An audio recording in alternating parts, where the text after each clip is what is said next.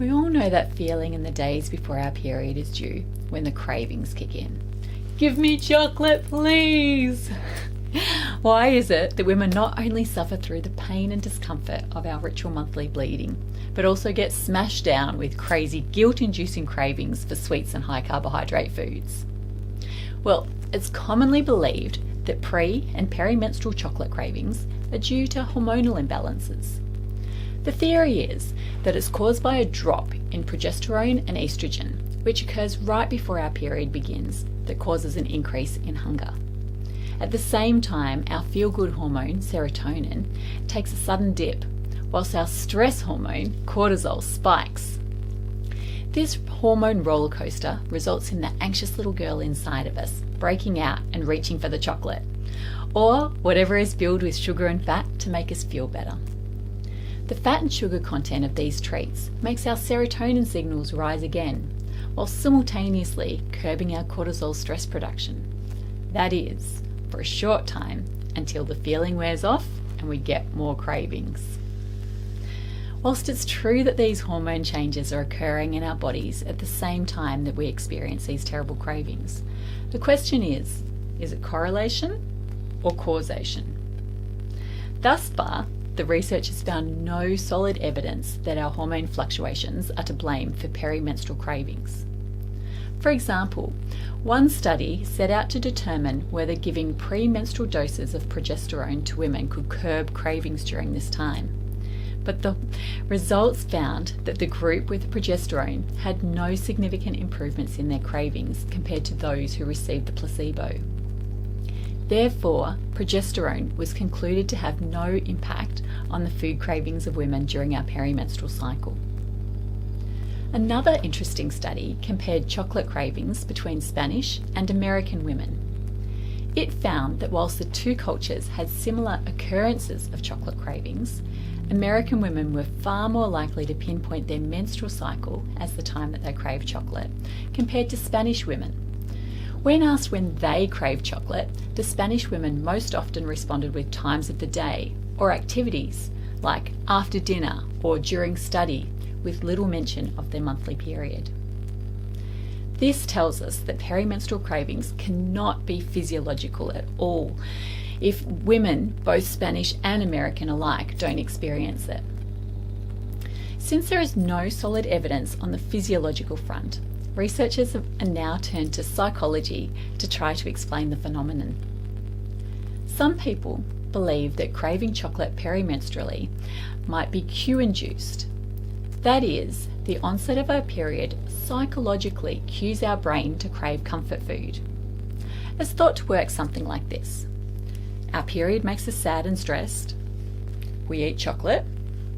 Chocolate tastes good and makes us feel a little bit better. Now we've learnt a cue. Getting our period equals eating chocolate equals feeling better. So essentially, we crave chocolate because we've taught ourselves to crave it. It's believed that as Westerners, we originally learned this cue from society, which generally accepts splurging or treating whenever we feel down. Heck, even movies and TV shows teach us this.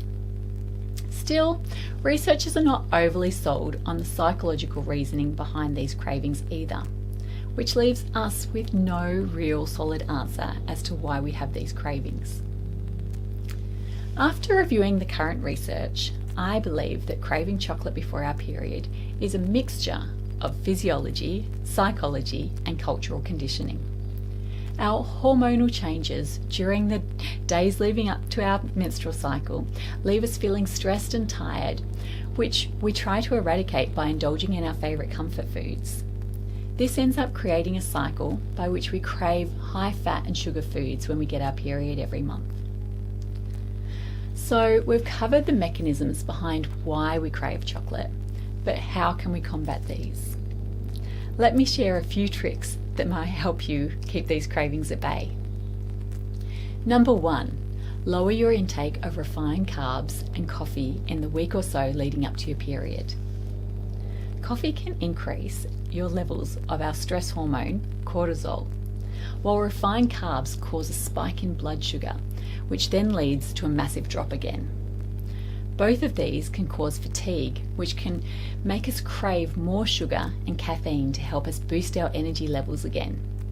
So it's best to avoid the roller coaster and stay away from these foods from the start. Secondly, increase your intake of protein and fibre before your period. Both protein and fibre help stabilise blood sugar levels and keep us feeling fuller for longer. Therefore, when we're eating foods rich in these nutrients, we're less likely to give in to our cravings. My third suggestion is exercise. I know it might be the last thing that you feel like doing, but exercising increases the secretion of serotonin, our happy hormone. Try heading out for a walk with a girlfriend or book into a regular exercise class to boost your motivation. Personally, I love to put on some music and dance, but find something that suits you. And finally, if all else fails, allow yourself to indulge in some chocolate, but keep it to a minimum. One piece of chocolate is not going to ruin your life forever, and if it helps you feel better, then it's not the end of the world. But try to limit your intake to a small amount on 1 or 2 days each month. Thank you so much for taking the time out of your busy schedule to watch today's episode. I care about you, and I really hope that you found it valuable. Now, as you guys know, the best way to get results is to be accountable. So I'd love you to leave a note about what you found most impactful or how you're going to translate this advice into action in the comments box below. I promise you that I will read every single comment.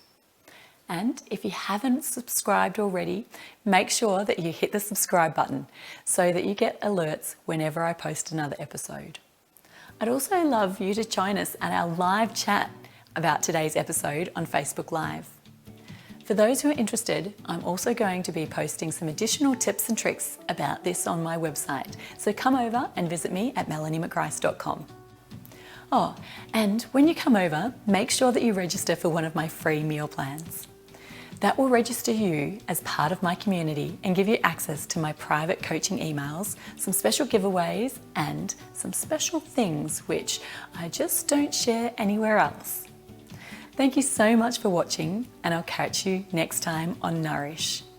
My online program, 8 Simple Steps to a Healthy Pregnancy, is coming up. Want more energy and vitality during your pregnancy? Join us by registering at melaniemcgrice.com/enroll.